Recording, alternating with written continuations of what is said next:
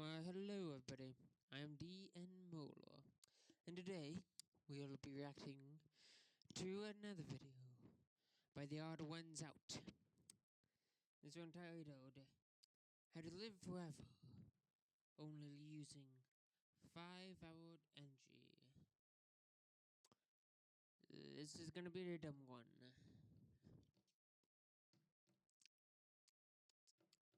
Found it.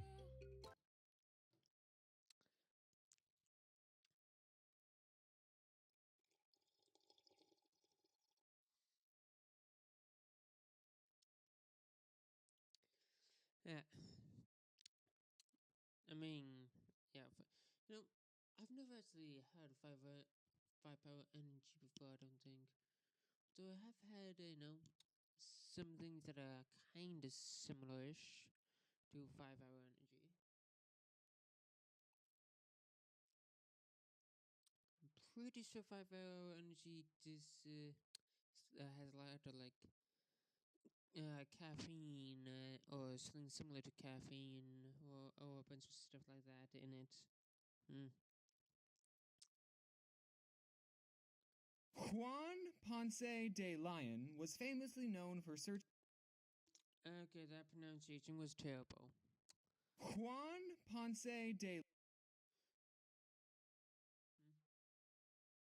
Yeah, it's more like Juan Ponce de Leon.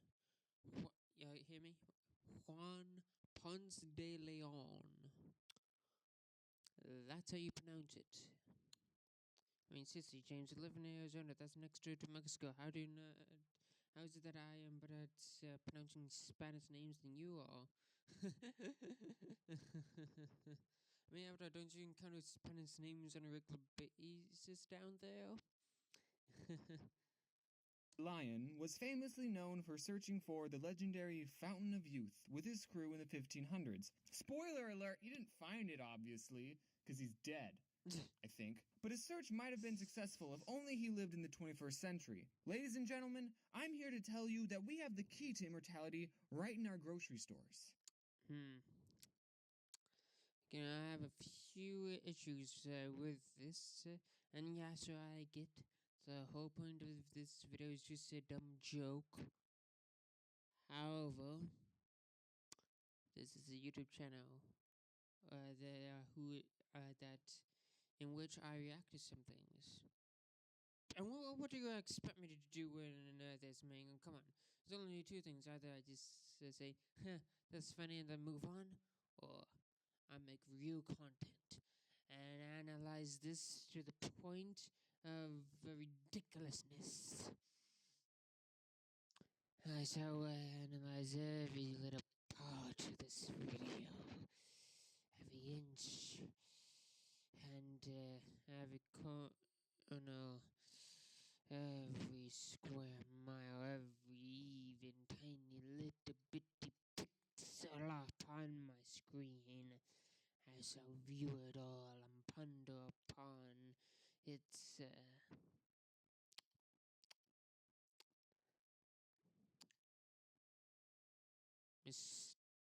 mystique. Yes. And it all starts with this tiny red bottle of 5-hour energy. So drinking one of these gives you 5 hours of energy. So that means drinking 2 will give you 10 hours, right? It takes 17 million. Yeah, but I don't think you should drink multiple. Same thing at the same time, like, just drinking 5 hour energy out of 5 hour. I mean, yeah, your heart's gonna explode, okay? Your heart's going to explode. In 520. For starters, okay, that's the first flaw with this plan. 20,000 hours to make. I'll get into another flaw with it delayed pretty soon here. Hours, right? It takes 17,520,000 hours to make up 2,000 years. And here's how we unlock our immortality. To get 17 million hours of energy, we would have to drink 3,504,000 bottles of 5-hour energy. 300 million? 3.5 million bottles of 5-hour energy. You just, yeah, I mean, you're gonna just spend just weeks just doing nothing but downing bottles of fire energy. That's no way to live your life. After you do all that, you have enough energy to last the next 2,000 years. And there you go. That's how you live forever. Every 2,000 years, you just drink 3 million bottles of 5-hour energy. And what? That's 12 ounces a bottle divided by 128. So that's only 328,500 gallons of 5-hour energy. And boom. So it's not really a fountain of youth. It's more of a pond of youth. And you have to drink all that 5-hour energy every 2,000 years. It's not going to be forever. And it might take a while, so just set aside like an afternoon and just get sipping. Wait, hold on. If each bottle is $2.50, then how much would it cost? 8.7 million? Dang it! Only the rich get to live forever. Okay, guys, never mind. I guess immortality is impossible. Ugh, just looks like all of us are going to have to die. That's funny. And also, when did this come out? 10 years ago, 2015. October 10th, 2015. Wait, hold on. If each bottle is $2.50, then how much would it cost? 8.7 million? Dang it! Only the rich. Unexpected Trump cameo. Kind of like Home Alone, except like even more expect because like this is not New York. Huh. You know, it's funny. You know, I've seen this video before, but I did not know this in Trump. If I don't, to be honest, I did not know Donald Trump even existed before 2016. You know, that's how little I care about him. Whatever. I mean, honestly, if you think about it, in the grand schemes of things, he really is just absolutely nothing. You know what I mean? He will probably hate to hear that, but grand scheme of the universe, he's completely meaningless. Of course, I mean, you could say that a lot of things meaningless. Like in the grand scheme of things, America is pretty meaningless. And okay, so I guess he has somewhat of a impact in history, although like, yeah, I mean, like 1,000 years. I mean, he's basically just going to be as well known as just some random medieval king or something. But then again, I guess people do still talk about Henry VIII.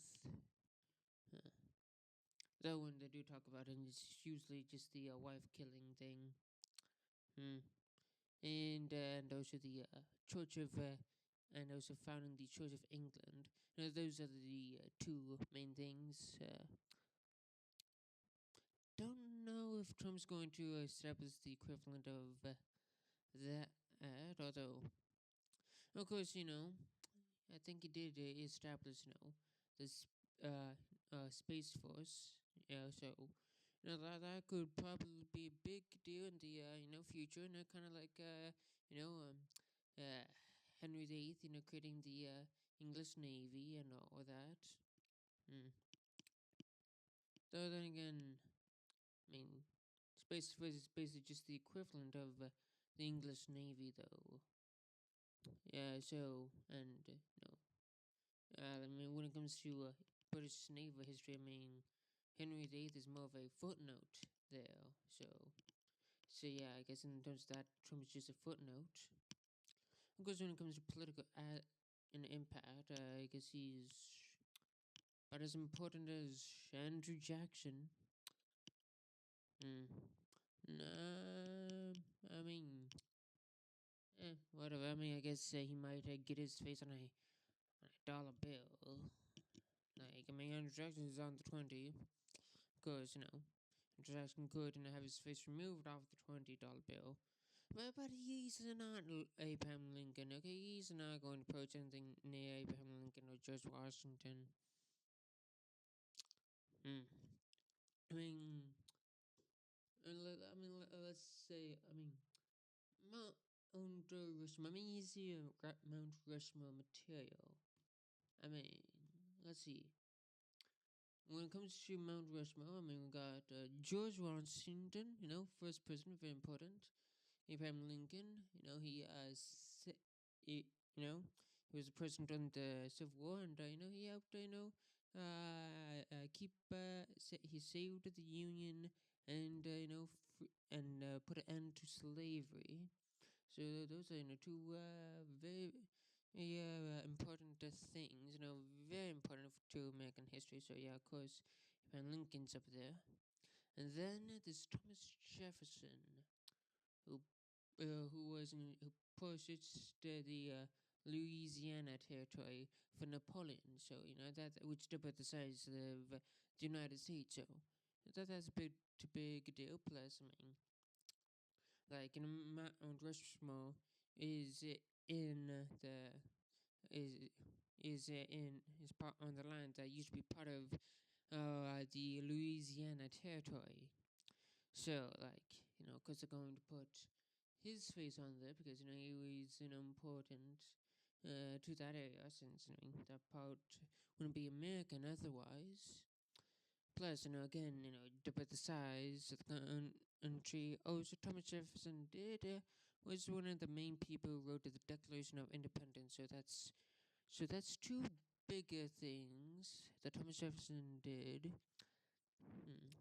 I mean, honestly, could say that that the Louisiana Purchase isn't as major as freeing the slaves. Of course, thinking could say that it could be more or less, or equal or something. I mean, although the Declaration of Independence was very important and all that. So yeah, that is definitely important. Hmm. So also George Washington. I mean, he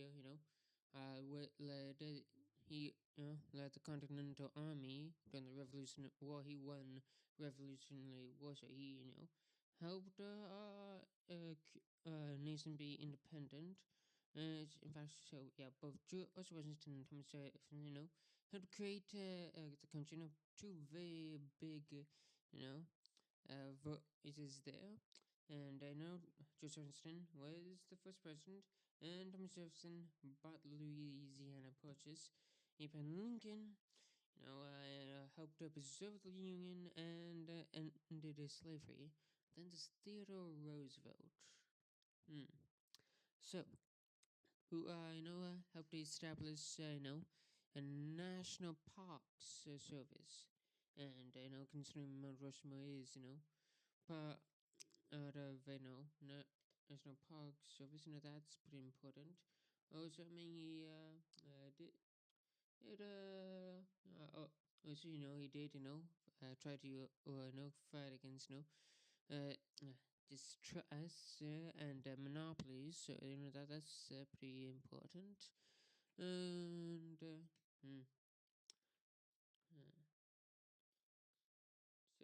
so and also what Theodore Roosevelt is just pretty neat fellow. So so yeah, I mean Donald Trump is definitely I think we can all agree that Donald Trump is not as impressive as George Washington, Thomas Jefferson, or Abraham Lincoln. So the question is, does he deserve his face on the mountain more than Theodore Roosevelt? Let's see. He created the Space Force, and so what has Trump done?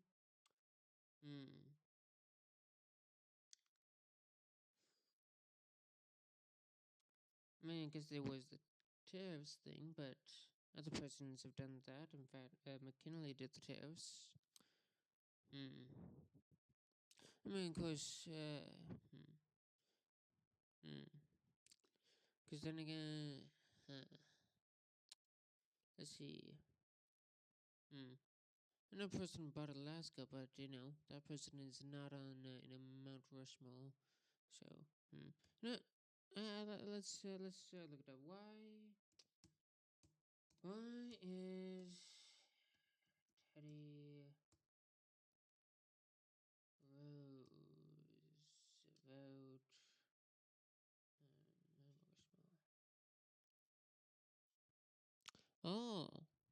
the progressive era.